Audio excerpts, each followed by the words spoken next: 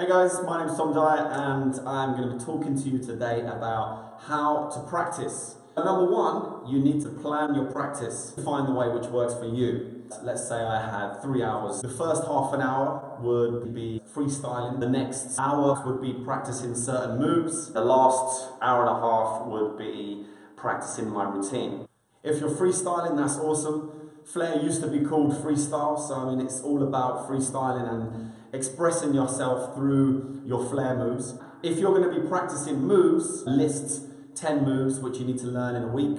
So maybe it's like a handstand, over the shoulder, behind the back, roll down the arm, shadow pass, a thumb and a finger roll. And aim to get those moves nailed. After you've nailed those moves, you add another 10 moves. As you're learning those moves, you'll realize that there's different variations of those moves as well. If you're doing a back to front, that's the simplest version of that move. But perhaps you can hold in a beer grab, and catch in a beer grab, and catch reverse, the same hand, to a handstand, to a left arm elbow stall, to a reverse grab, hundreds and thousands of variations. The more you start doing those throws, the more you'll realize that you can do different endings, or maybe even different beginnings to these certain throws and these certain moves. So once you start building up those moves, you put them into sequences, and then those sequences will turn into routines. Imagine you've got 3 cupboards, 1, 2, and 3. For one cupboard full of moves. The middle cupboard you've got sequences, which will be a variation of all of those different moves. The final cupboard you'll have your routines. Maybe you'll have a qualification round, final routine for performing shows. In your middle cupboard with the sequences, which could be a roll sequence, a tap sequence, a bottle and tin sequence, 2 tin bottle, 3 tin bottle, 4 tin bottle, 2 bottle tin, 3 bottle tin, 4 bottle tin,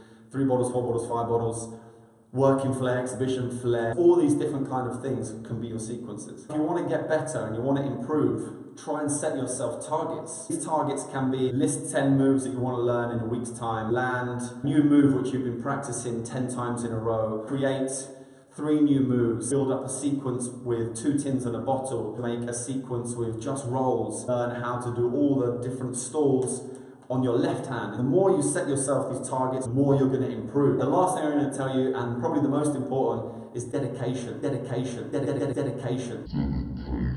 If you want to get better, you need to allocate a certain amount of time per day to practicing your flair. 1 hour a day, 5 hours a day. A lot of the pros now are practicing between 6 to 8 to maybe even 10 hours per day.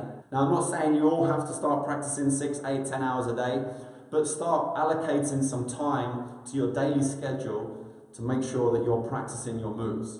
You need to put it into your daily routine. The more you dedicate to your flair, the more you're going to get out of it and the more rewards that you're going to see at the end of it. Today's move of the day is a flash move. Now a flash move is where all the objects go in the air and then you catch them again. Sometimes you can catch one before the other like this. Well, I'll show you the move first so you can get an idea of what we're going to do. I'm going to break it down for you and show you the 2 different parts of that move. The tin is just doing this. Now, the bottle is doing an over the shoulder, but for a triple spin. Remembering that I need to catch the bottle in the tin down by my back. 1, 2, 3. Now I need to put them together. So I'll start the shadow pass, and then the triple spin to a catch. Then you need to start putting them together and you need to think about where's your focus going throughout this move. As I do the move, I'm going like this. The tin is going up, I'm watching the tin first, and then I know once it's gone past my head, I can't see it anymore, and I'm going to catch it in my left hand, and that's when I can start focusing on the bottle, and my left hand comes behind my back, and then I land it in the shaker. Cool, thanks very much for listening. I hope that was helpful. I hope you enjoyed what I said. I'd love to hear your opinions. Leave your comments and your views down below. Let me know if there's anything else you want me to talk about, and I'll happily do my best to get through as many different subjects as possible.